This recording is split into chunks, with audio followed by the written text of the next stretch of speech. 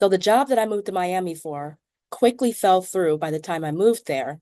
Then I ended up working for one of the craziest owners I had ever encountered. Let me tell you what went down so that you never end up in the situation that I was in. So this is a story about a leader who wanted to focus more on fancy offices, happy hours, and the facade of a successful company. But more importantly, they wanted to treat employees like independent contractors. Don't be like Zach. So let's start with the story. I moved to Miami because I was looking for some fun in the sun. Simple as that. And this was shortly after the 2008 recession. So looking back on it, it probably wasn't the best idea. So the original job that I got was supposed to be with the recruiting firm. So I signed the offer letter, let them know I was moving down there, moved there about a week before the Monday I was supposed to start. So I think I moved the Tuesday prior or something like that. So when I got there, I asked them the typical questions. Hey, where do I enter the building? Do I need a badge? Do I need to sign in? Should I meet someone at the front? What's the deal, right? So I called around the office. I never heard back. I sent emails. I never heard back. That went on for probably a little over a month. There are a lot of scam jobs in South Florida. This is true. But I have to take some responsibility here because I didn't do my due diligence like I was supposed to when I took that job. And I think part of it had to do with my lapse in judgment because I wanted to move there so bad, right? I was so excited to get there. But what I failed to do was my due diligence and my research before I got there, which was stupid. I'm just going to say it flat out. Anyway, I was getting worried because I started running low on funds. So there was this ad for an SEO company. SEO stands for search engine optimization that I found in Craigslist. I know. I just seemed like I wanted to embrace red flags that year. That was my thing. Obviously very sketchy, but I was getting a little desperate. But anyway, the ad was saying that they were paying 60 to $80,000 for sales reps. And I said, okay, cool. This is something I could do. And at that time, it was a fairly new concept to the public. So I felt like it could be something I could sell. So, excuse me, I'm getting over a cold. I went to the interview, met with the sales manager. He was really cool. We actually hung out years later. His wife was really nice. I've watched his kids grow up. Super nice guy. So I interviewed with him, and then three-fourths through the interview, I think it was the owner popped in and said, just hire her. She's fine. And I started the job. So just to back it up a little bit, there were two people who were the head of the company. One was, we'll say it in quotes, a CEO who came from a major telecommunications company that he was a sales rep for. The other was the trust fund baby. He wasn't a baby, obviously, but he was in his mid 40s, but the term trust fund baby meaning that his parents had a lot of money and he had tons of disposable income at his fingertips. Now, the owner was an overspender. He wanted nice technology in the office. He was the type to like to try to buy friends, especially younger people, especially younger women. By buy, I don't mean anything sinister. I mean like take you out to restaurants, take you out to bars and foot the bill, things like that. That's what I mean. So if we had a good sales day, we would go out and have an extremely nice happy hour. The thing is, though, is he would get so intoxicated that he would knock glasses off the table on purpose and he would snap his fingers at servers and bartenders to hurry up and come clean it up. And he would say things like, oh, watch this. And he would knock a glass down and make them come and clean it up. He was loud and obnoxious at restaurants and bars, and he hung out with a very sketchy group of friends who were of similar age, who were also affluent and acted the same way. So we started as 1099 employees, but we ended up being W-2 employees. I'll tell you what that is and how that happened. It's pretty crazy. So one day we all received an email telling us when we were supposed to be in the office and when we were supposed to leave. And I think the hours were from 9 a.m. to 6 p.m. Remember, though, we were 1099 employees. So real quick, let's just talk about the difference between 1099 employee and a W-2. In short, a 1099 employee is an independent contractor. They make their own hours. They don't receive any employee benefits from the company, and they file their own taxes. So think of someone who works on a commission only basis. W-2 employees, on the other hand, are employees who work under the company's direction. So the employer would withhold the taxes. They send the employee a W-2 form with taxes withheld at the end of the year, and the employer controls the employee's schedule. So with that being said, I had a friend who worked for the IRS, and I mentioned to them that I was concerned about receiving that email that this SEO company was telling us when we had to come into the office and when we were supposed to leave because we were independent contractors.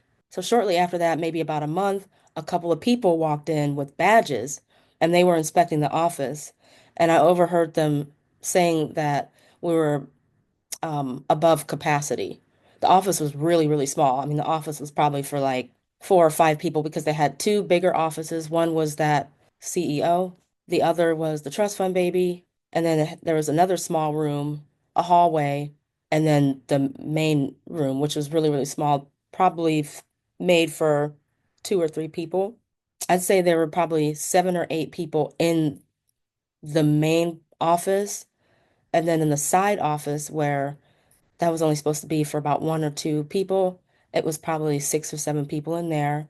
And then the hallway area had 2 people working in there too. And of course, the big offices with the CEO person and the trust fund baby, they had their own offices, of course. So shortly after that call, I noticed a couple people walking around with badges. And, like I said, I overheard them saying that we were at capacity, and I couldn't hear the rest of it because they closed the door, but the people with the badges were asking other questions and they looked pretty official. Shortly after that, and I mean shortly, like a couple days, I noticed that the trust fund baby's vehicle, he had one Ferrari under the company, and then he had some type of BMW.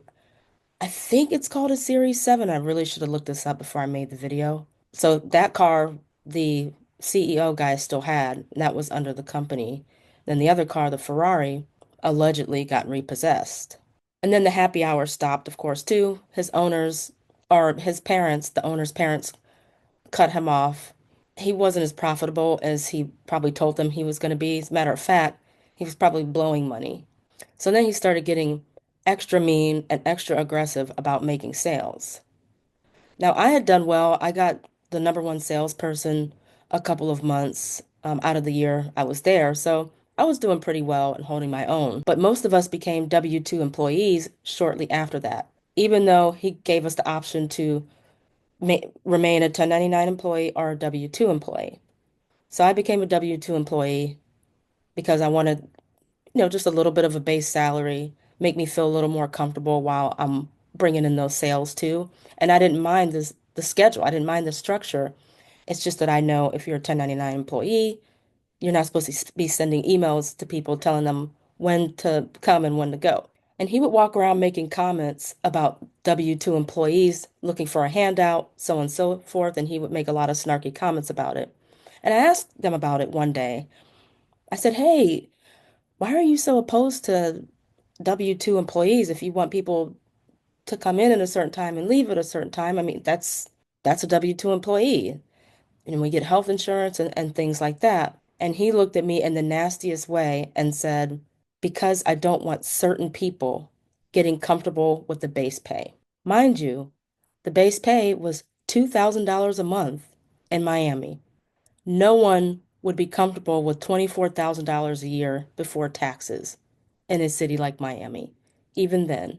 After that, I got a bad taste in my mouth about the company because I saw it wasn't going anywhere with this crazy owner, and I already had one foot out the door. Now, if we're keeping it real here, I received the red flag when I saw the ad in Craigslist, but that's another story. Then I still decided to take the job, which wasn't smart, but you live and you learn, and that's why I'm telling this story. So one day in January, I stepped into the hall to make a call to a friend, and that CEO's little sister stepped out to use the bathroom and saw me on the phone. And then she came back in and she must have told the CEO and the owner something about me. Because when I walked back in the office after my phone call, the crazy owner started getting really frantic and he's like, "You need to get out now. Give me your computer immediately. Give me your badge. You're never allowed back in." It was really, really dramatic. It was really dramatic for no reason. And I was like, Calm down. What's happening?" He was yelling and screaming all over the place. It was the first time I was super happy to get let go because keeping it real here, the job wasn't offering me anything. And it sucks because search engine optimization at the time was a great sell because it was fairly new and a lot of small and medium-sized businesses hadn't heard of it at that time. It was just the wrong company. So most of the people who were working there when I was there ended up leaving within a year, as these things go. The moral of the story is if you ever end up in front of a manager like that, and even the way he hired me was like, just hire. It doesn't matter, just hire. Those are red flags. The Craigslist ad was a red flag. The 60 to $80,000 they told me I'd make in sales and how they worded it was a red flag. I should have known better. I think now, because there's so much more information on the internet and there are videos like this out there that provide enough information to warn others, hopefully people aren't making those mistakes again. And this mistake I made was so long ago, but I just had to tell that story because managers and owners are still like that out there and they still do these things. And so it's important to just look for those red flags. If somebody is coming off a bit unhinged and they're erratic in their behavior and things like that, and they own the company, run. Don't ever end up in front of a bad manager like Zach. That's all for now.